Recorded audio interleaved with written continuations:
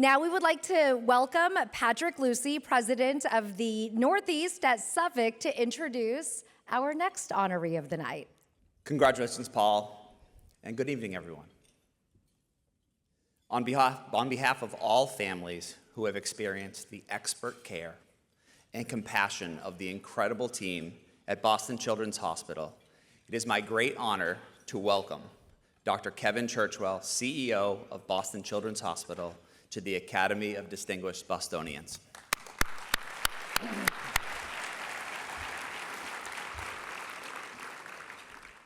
Dr. Churchwell provides extraordinary leadership.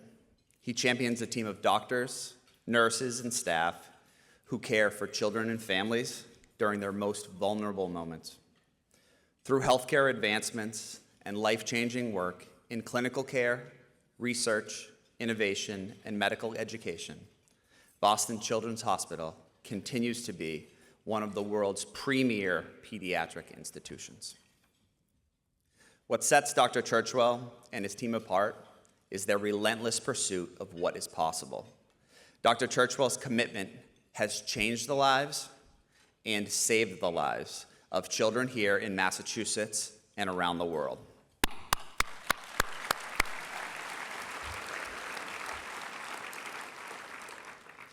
I know I speak for the entire Suffolk family when I express immense gratitude for the opportunity to play a tiny part in supporting Boston Children's mission over the years. It's with much gratitude and admiration I say congratulations, Dr. Churchwell. Thank you.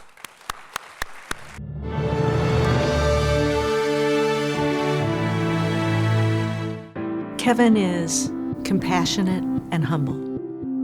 Kevin is mission-driven, principled, and visionary. He is 100% focused on creating the best possible future for the children who come to our hospital for care, simply by asking, what have we done today to help children and families? In pediatrics, you have to relate to children. My wife tells me I have an affinity that kids gravitate toward me. Being part of creating and supporting an individual child's future, it's a tremendous feeling. The history of pediatric care, pediatric disease and treatment, Boston Children's has been at the forefront of that, and it's just an honor to be part of that.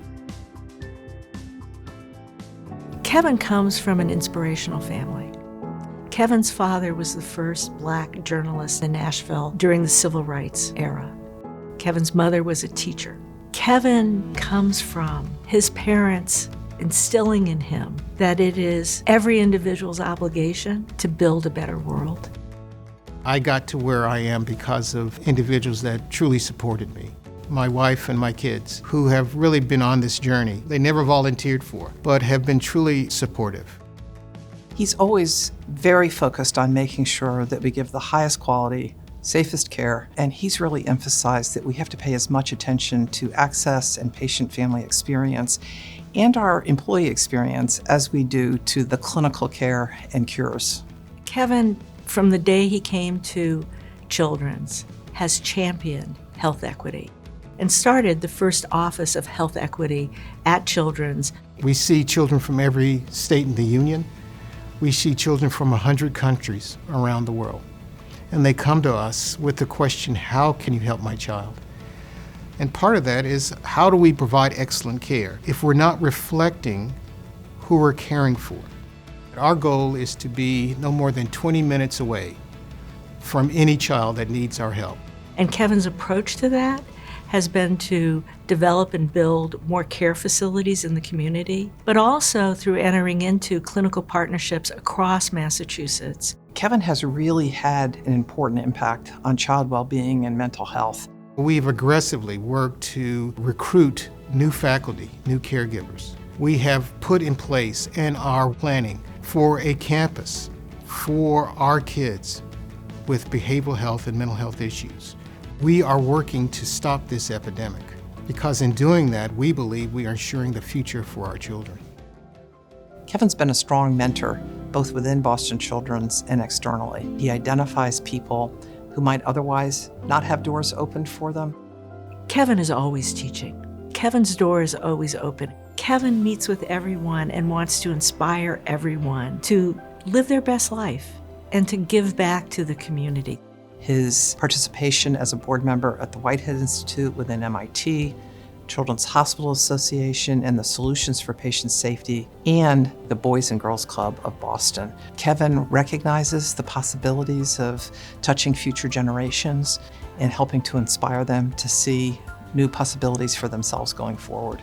The next 20 years is going to reveal just new therapies, new drugs for diseases that we never thought we could have an impact in. And we're going to be part of that. We have caregivers, physicians, nurses, physician scientists, researchers who have an incredible drive about asking what's next. What else can we do? What else can we cure? That's an important driver for everyone that works at Boston Children's, that we're not done, and the opportunities are right in front of us.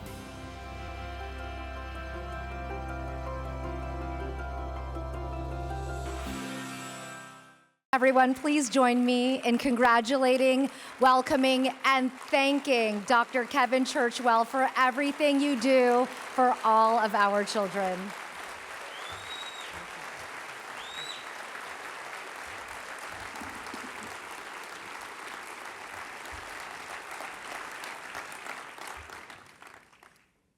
So, Paul, I knew that if I stood up first and got you to stand ovation, I'd get a standing ovation too. Thank you all. I want to thank the Greater Boston Chamber of Commerce, Jim Rooney and Corey Thomas for this incredible honor. This really was not on my bingo card of life, and it's truly humbling. You know, when Jim came to me and said they had voted and wanted me to be part of this, being a distinguished Bostonian, I turned to him and said, "Are you sure about that, Jim?" And he told me he was sure, and that's wonderful.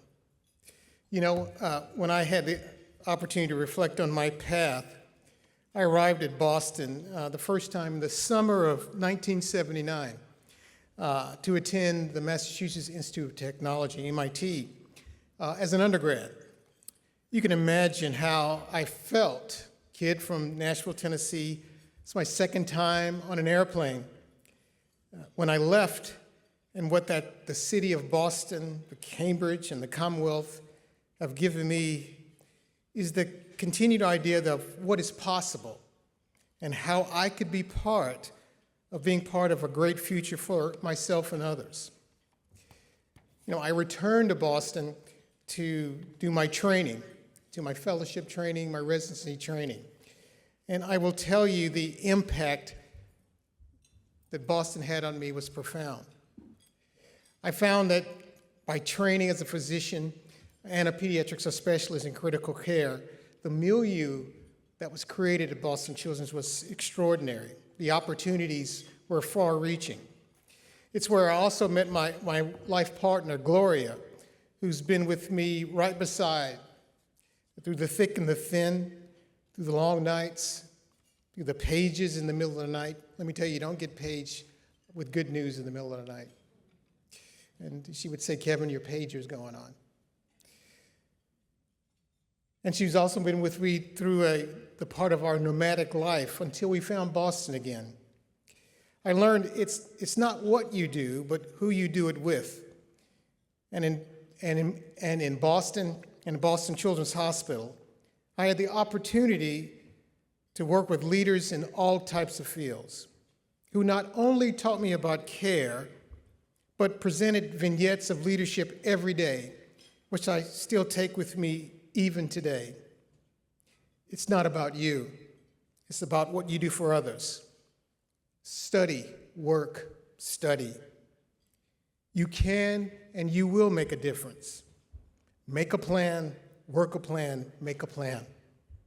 I was being taught leadership, and I didn't even know it. Most important is what the families and the kids taught me. They taught me about hope. They taught me about resiliency. They taught me about kindness and acceptance. They taught me, again, it's not about you. It's about them and what you can do for them. One of the questions the Greater Commerce asked about what it means for me to be a distinguished Bostonian Well, I'll tell you, being a distinguished Bostonian means I can now go to my brothers and say, oh, by the way, you know, I'm a distinguished Bostonian.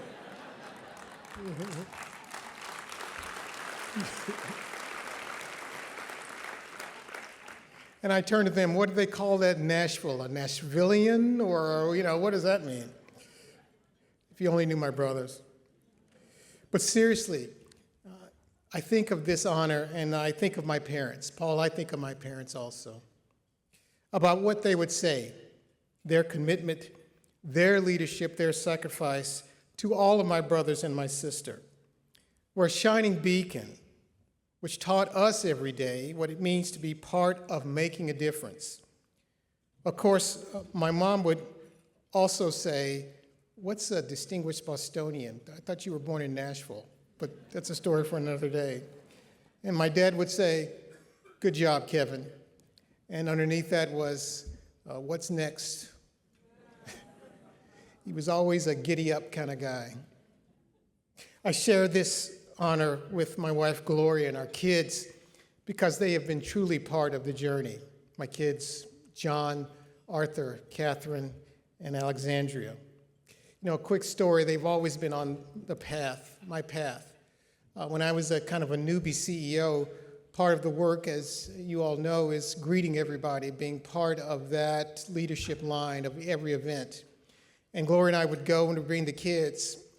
Some of the kids would go straight to the punch line and to get something to eat, but our youngest, John, who was about this tall, would always follow us, and he would get in line. He would be in the line, and he would shake everybody's hand because he thought that was his job.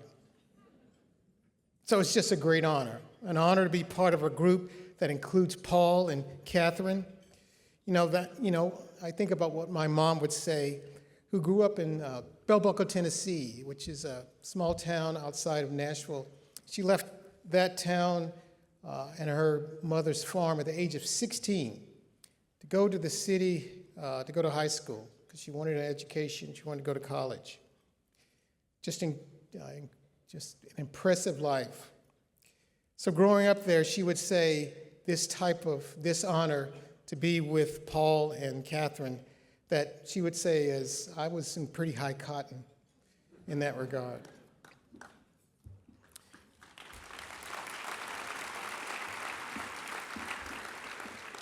You know, when I think of leadership and my journey in that, I think of a defining moment, one that happened around 2 o'clock in the morning over a small child we were trying to save. I did pediatrics and then did a fellowship and training in pediatric critical care. So a lot of that work happened in the middle of the night. As part of the attending at the time, my job was to run the resuscitation, run the code for this child. Now I'll tell you, this child did not survive. We worked over an hour in that regard. After everyone had left the room, I took a step back and I asked myself, what could I have done better?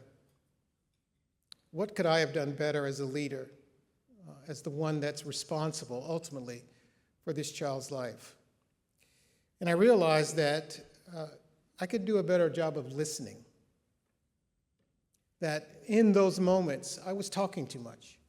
I wasn't taking in everyone's ideas and the opportunity to take that special idea and to make a difference. So I promised myself that I was going to work on that, to be a better listener. And if I could give advice to anyone, and I try to give advice to the next generation about leadership, what it takes, what's the best leader. Part of that is being the best listener. So Gloria would say, I'm still working on it. But it's a great opportunity to continue to work on that and work on that part of my life. It's so important, my role as CEO of Boston Children's. Our mission is to be part of creating the best future for all of our children. That responsibility, I believe, is sacred. It drives the commitment to our service, our commitment to community care, our commitment to innovation, and investing in not just the present, but the future. You know, Boston Children's non-for-profit. We're a charity. We don't have shareholders. Well, we actually kind of do. They're about this tall. They get about this tall. They walk in our doors every day, and they have an expectation of what we're all about and what we bring to them. You know, when I think about the future of Greater Boston, Massachusetts, is that we sit at the center of an incredible opportunity to lead in education, innovation, equity, healthcare, life science, engineering. The list can go on and on. We do this by working together in collaboration, respecting what each of us brings to the table, and reveling in that diversity of people, that diversity of thought, experience, and ideas. When I think of that, I think actually about Melville's novel, Moby Dick. There's a section in that novel that talks about after they've captured the whale and they bring it to the ship, how the entire ship works together on that whale. And when Melville wrote that passage, he wasn't really writing about the whale per se. He was writing about the community. He was writing about achievement and collaboration. So given that, you know, I think that what we do at Boston Children's and what we do in this Commonwealth is to lean in to the issues that face us. There are no problems, just challenges and opportunities. So to end, I've been asked to provide a call of action. So my call of action is, well, let's be about the work. I think of Winston Churchill and some of his thoughts. First one that comes to mind is, if you're going through hell, keep going. Maybe that doesn't totally fit, but I do think about that every day. One that fits maybe is, to each, there comes in their lifetime a special moment. What a tragedy if that moment finds them unprepared for what could have been their finest hour. This Commonwealth, the Greater Boston, is prepared for those special moments. You here tonight bring to the table the opportunity for us to continue to lead, to continue to be a beacon for the work, for the opportunity, for that next generation. It is a true honor to be part of that. Thank you.